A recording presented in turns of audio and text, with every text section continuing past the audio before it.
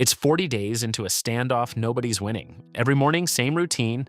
A 9-foot Philistine champion, built like a walking tank, in full bronze armor, walks out into the valley and screams the same challenge across at the entire army of Israel: pick your best man or admit you're all chickens.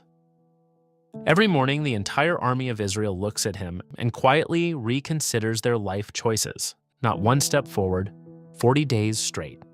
This is Goliath, and by day 40, an entire nation has run out of volunteers. Then, enter one kid who wasn't even old enough to enlist, walks out to face him. Not their best soldier, definitely not their strongest. Just a kid good with sheep. He takes one look at the situation and goes, "Yo, I got this," like it was just another Tuesday. He was going to fight the giant himself with a sling and 5 stones he picked up off the ground. You know how this ends. Rock, sling, forehead, done in one verse. Everybody's seen the highlight reel. Here's what almost nobody mentions. Goliath wasn't a random giant. He had a family. And I know how that sounds, but that family's bloodline runs backward through the entire Old Testament. Philistine strongholds, desert kingdoms, a list of clans with names you've never heard, all the way back to 4 verses, sitting quietly, right before the story of Noah's flood. So let's go find out where Goliath's whole family actually came from. Rewind about 1,000 years, and it's not, were there giants? The text just says there were flatly, like it's mentioning the weather. The real question is, why does nobody preach this, and where does the thread actually go? 40 sermons on the ark, 0 on the 4 verses standing right in front of it, the ones the flood is apparently reacting to. So today, we're pulling the whole bloodline. 3 unresolved theories on where these guys came from. Then every single time this bloodline resurfaces, all the way to Goliath's front door. One sentence. That's all Genesis 6 gives you before this thing kicks off. Population's booming. Nobody's counting people. They're counting a lot. And then the sons of God saw that the daughters of man were attractive, and they took wives for themselves, whichever they chose. No introduction. No explanation. The text just assumes you already know who the sons of God are. We don't. Nobody fully does. Probably just a metaphor for tribes intermarrying? Maybe. Here's how obscure this actually gets. The word Nephilim appears exactly twice in the entire Hebrew Bible. Genesis 6, and one more time, way later today, 2 mentions. 3,000 years of arguing about it. So let's actually put the theories on trial instead of just shrugging at them. Nephilim theory court is now in session. Witness 1, the angel theory. And this one's got backup. Sons of God is the exact same phrase used twice in the book of Job for heavenly beings. Once for a council meeting standing before God's throne. Once for the morning of creation itself. Clearly not humans either time. The Jewish historian Josephus, writing in the 1st century, doesn't hedge on this at all.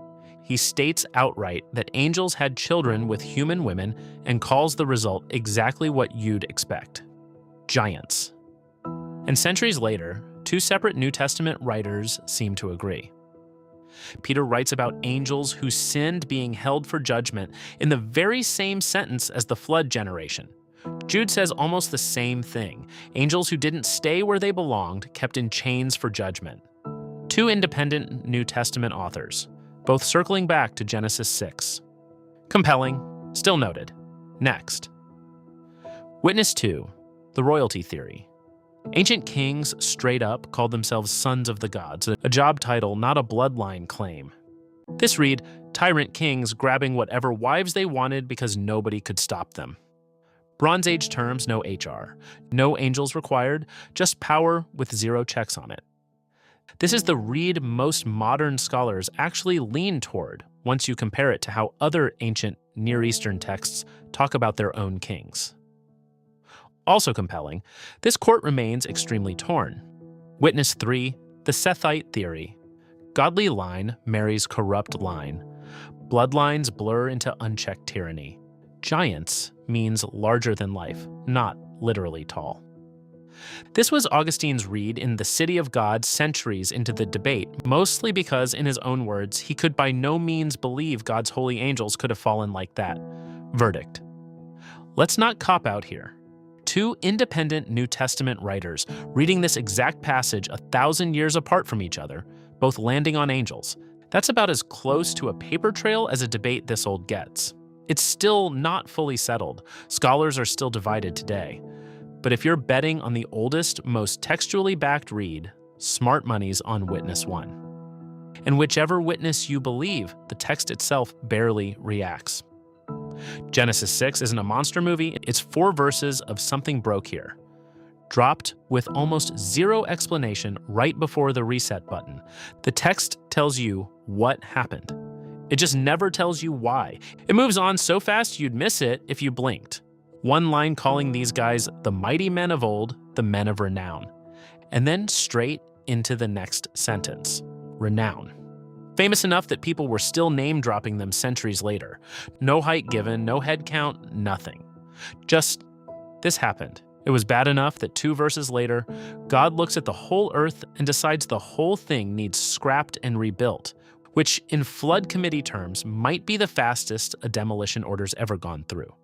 Here's the thing. The word Nephilim doesn't retire after Genesis. It comes back. Centuries later, past the flood, past Egypt, past the Red Sea, Israel's camped on the edge of the Promised Land, and Moses sends 12 spies in to scout it. Picture this pitch meeting exactly as unhinged as it actually was. Okay, the land, genuinely incredible. Fruit so big it takes 2 guys to carry 1 grape cluster. Also, there are giants. I was getting to that. So we go up and take it. We can do this. Did you see them? We looked like grasshoppers next to them. In our own eyes. 10 spies vote no. 2, Caleb and Joshua, vote yes. And the giants they're describing? Text names them. Descendants of Anak who come from the Nephilim. Same bloodline, same word. 1,000 years later, still showing up, still terrifying people, still unexplained. And the Bible just expects you to remember it's the same family. The report doesn't stay in the tent either. It goes public, and in ancient Israel terms, a bad scouting report turns into a full-blown riot overnight. By morning, the whole camp is openly talking about going back to Egypt. Caleb and Joshua tear their clothes trying to talk sense into everyone. The land is excellent. Don't rebel. Don't be afraid. And the crowd's actual response is to discuss stoning them. Nobody made that detail up for the video. God steps in before any rocks fly, and the sentence is brutal. This generation doesn't get to enter the land at all. 40 years wandering, 1 year for every day the spies scouted, until the whole grasshopper generation dies off, and their kids, the ones who never even got a vote, finally walk in instead. Same giant bloodline that talked their parents into a full-blown mutiny is 1 generation later the exact thing their kids walk straight through without flinching. So that's 2 sightings already, back to back, Genesis, then Numbers. The flood didn't erase this bloodline, it just paused it. And once you know it survived that, the next question writes itself. How many of them were there, really? Turns out, a lot more than 1 verse implies, citing 3. By the time you get to Deuteronomy, the text isn't hinting anymore, it's cataloging. Whole clans named and counted, the Rephaim, the Emim, and I promise I'm not making this up, the Zamzummim. That's a real name in the real text, and I will not be moving past it quickly. And one of those names comes with a face attached. Citing 4, Og, king of Bashan, the last of the Rephaim giants standing, and Deuteronomy doesn't just tell you he existed, it tells you where to go check. His iron bed, over 13 feet long, on display in a city called Rabbah. 3,000 years ago, somebody anticipated you not believing this and left a receipt anyway. So the giants get named, cataloged, even measured, and then Israel starts winning, and the giant clans get pushed out, scattered west, into Philistine territory along the coast. Citing 5, Gath, Gaza, Ashdod, which means this bloodline didn't vanish either, it just relocated. Sat there, waited. And centuries later, that exact region hands you 1 more descendant standing in a valley screaming the same challenge for 40 straight mornings. You already know his name, you just didn't know he had one. And here's the part that closes the whole loop. Citing 6, the one almost nobody clocks, Goliath wasn't even the last one standing. 2 Samuel 21 lists his actual relatives still showing up, still being fought. One who nearly kills David himself, one named Saph, one with 6 fingers on each hand and 6 toes on each foot. In modern family reunion terms, the single most stacked guest list in the entire Old Testament. The whole extended family, taken down one at a time by David and his men. 1,000 years, 6 books, 1 bloodline. The flood was supposedly wiping out. And it finally ends for good. Not with another flood, but with a shepherd and a sling. Here's what actually gets me, comedy aside. Genesis 6 isn't trying to entertain you with monsters. It's the Bible being honest that things can go wrong at a scale bigger than one bad choice. Wrong enough the text doesn't even fully explain it, just names the grief and moves toward the flood. And right in the middle of that, one verse, just one, about a man who walked with God and got spared instead of swept away. Then you watch that bloodline get name-checked for 1,000 years, feared by spies, measured by a king, and it finally meets its end. The exact same way the Bible always makes its point. Not the biggest army, not the tallest guy in the room, but somebody's small God decided to use anyway. Remember that generational flip in numbers, parents who froze at giants, kids who just walked in. David's that flip, one generation further down the line. Same fear, same word, same bloodline, and this time somebody doesn't blink. Renown versus a stone. That's the whole Bible's thesis, hiding in plain sight since before the flood. So next time somebody says the Bible skipped the interesting parts, no, we skipped the interesting parts. There's an entire giant family tree buried across 6 books, hiding in plain sight.